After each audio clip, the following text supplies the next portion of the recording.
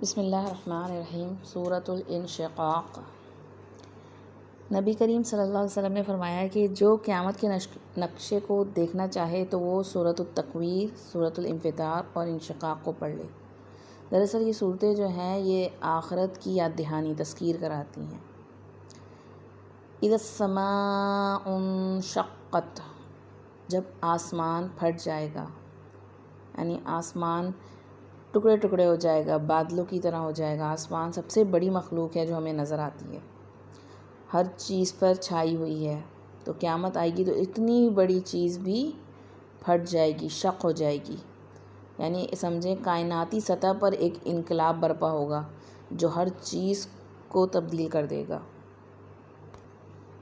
قرآن کریم میں آتا ہے فتحت السماء ابوابا، کھول دیا جائے گا اس دن آسمان دروازوں میں۔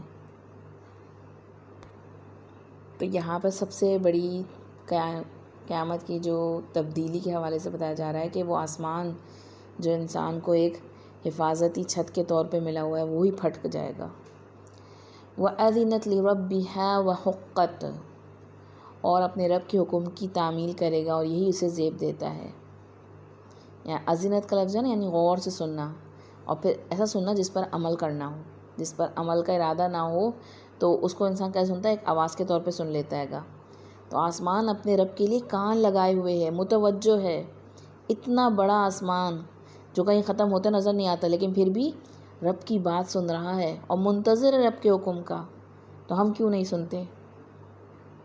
وہ اتنا بڑا ہو کر متکبر نہیں ہے، متواضع ہے، مطیع ہے، فرما بردار ہے، اور ہم اتنے چھوٹے ہو کر اتنے ناشکرے اور نافرمان۔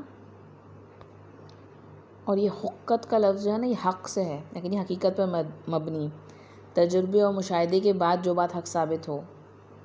یعنی شک نہ کرو اس بات میں کہ سورج، چاند، تارے، آسمان سب اپنے رب کی بات مانتے ہیں اور انہوں نے ایک دن پھٹ جانا ہے۔ آپ کو سوچنا، اگر چھت میں کوئی کریک آ جائے تو کیا ہم اس کے نیچے چین سے سو سکتے ہیں؟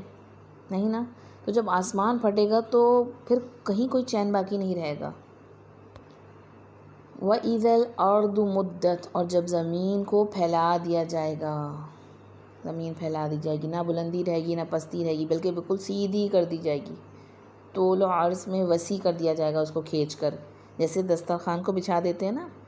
زمین دراصل کرو شیپ میں ہے نا، گول میں، گولائی میں، تو اس کو کیا کر دیا جائے گا، اس کو سیدھا اسٹریٹ کر دیا جائے گا۔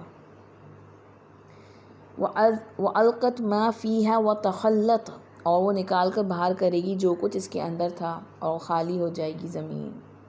زمین اپنے اندر پائی جانے والی تمام خزانے، ساری امانتیں سب باہر نکال دے گی، سب ڈیلیورڈ کر دے گی اس دن۔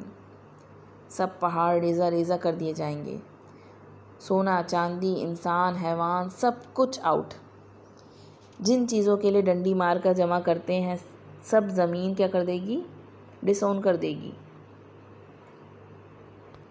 سوچنے کی بات ہے نا، آج ہم دل کی تنگی کی وجہ سے بس اپنی ضرورت سے زائد چیز جو ہے، قل العفو جو ہے، وہ بھی نہیں دے سکتے،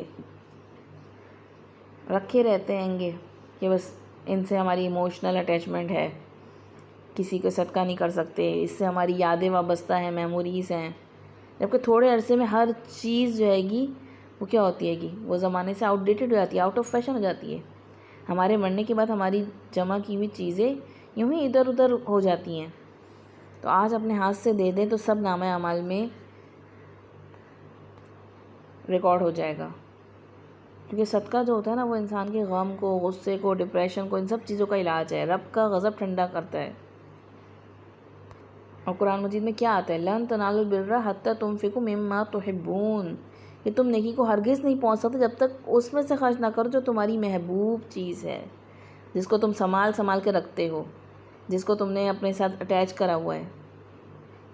ضروری نہیں وہ بہت مہنگی چیز ہو، بلکہ جو تمہارے دل کو لگی ہوئی ہے، بہت عزیز ہے، یہ تو فلاں نے دیا تھا، یہ تو فلاں شادی کا گفٹ ہے، ان سب کو جمع کر کے میوزیم میں اپنے بھر کے رکھتے ہو۔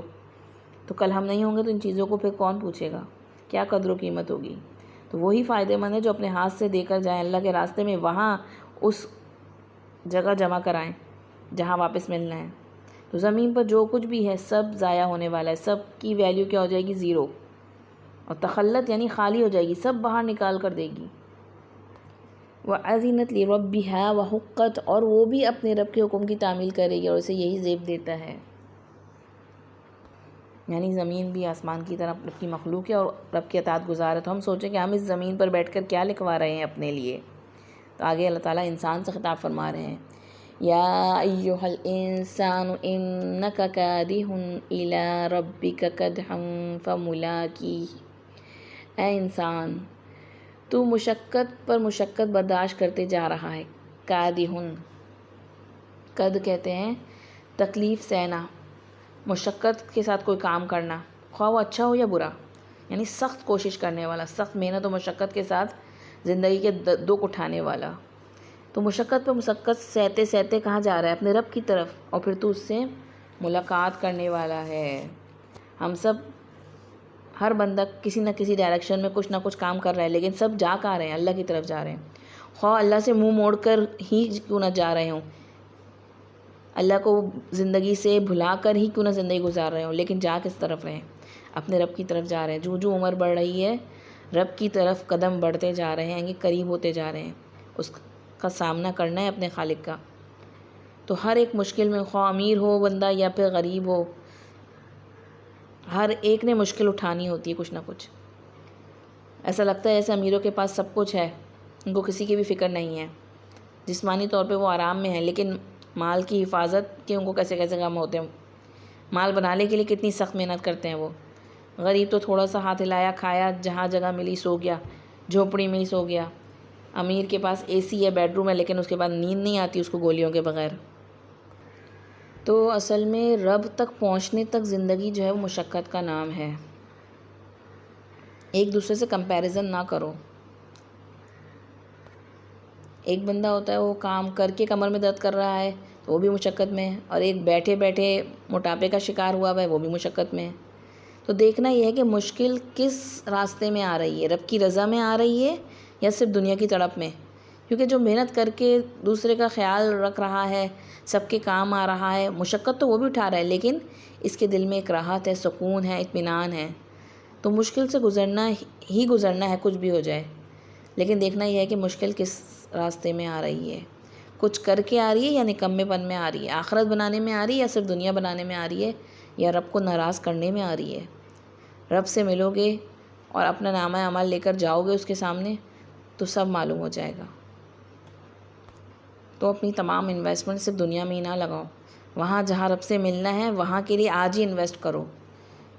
کیونکہ ہم یہ تو کرتے ہیں کہ نوکری نہیں مل رہی، ڈگری نہیں مل رہی، یہ آفت ٹل جائے، یہ بچے بڑے ہو جائیں، یہی کرتے کرتے کیا ہوتا ہے پھر ہم رب کے پاس پہنچ جائیں گے. تو اللہ سے ملاقات تو اٹل ہے. تو سوچیں کہ ہم لے کر کیا جا رہے ہیں اپنے رب کی طرف. حدیث مبارکہ میں آتا ہے نا، تم اپنے رب کو نہیں دیکھ سکتے یہاں تک کہ وفات کو پہنچ جاؤ. یعنی دنیا میں کوئی بھی نہیں دیکھ سکتا. اور کچھ لوگوں کو ملاقات کا بڑا یقین ہے تو وہ اس کے اکارڈنگلی کیا ہوتے ہیں گے، اپنی زندگی گزار رہے ہوتے ہیں. آپ کو سوچیں جس دن کا آپ کو آنے کا یقین ہوتا ہے نا، آپ اس کے حساب سے تیاری کرتے ہیں. کہیں شادی میں جاتے ہیں تو کیا فکر ہوتی ہے کہ کیا لے کر جائیں، کیا پہن کر جائیں، کیا پیش کریں گفٹ. تو اس بڑے دن کے لیے کیا لے کر جا رہے ہیں ہم، کن اعمال کے ساتھ اپنے رب سے ملنا چاہتے ہیں. جس کو رب کی ملاقات کا یقین ہوتا ہے نا، تو پھر ان کی نمازیں بہت اچھی ہوتی ہیں. تو ہم آج جو کچھ سمیٹ رہے ہیں وہی کل ہمیں دائیں یا بائیں ہاتھ میں تھما دیا جائے گا. تو کن اعمال کے ساتھ ہم رب کو ملنا چاہتے ہیں. اور جن کو اپنی رب کی ملاقات کا یقین ہوتا ہے گا، ان کے غم ہلکے ہو جاتے ہیں. انہیں کوئی بھی تکلیف پہنچتی ہے وہ انا للہ و انا الیہ راجعون، کہ ہم نے بھی واپس جانا ہے رب کے پاس. تو یہ یقین ہونا چاہیے. اور فرق یہ ہے کہ دنیا میں جب کسی سے ملاقات کے لیے جاتے ہیں تو ساتھ لے کر جاتے ہیں، لیکن اللہ سے ملاقات کے لیے ہمیں پہلے سے بھجوانا پڑے گا، جمع کروانا پڑے گا وہاں پر. تو دیکھنا ہے ہم نے کہ آج ہم کیا کر رہے ہیں، چاہے ہماری نماز ہے، چاہے ہمارے روزے ہیں، چاہے ہمارے صدقے ہیں.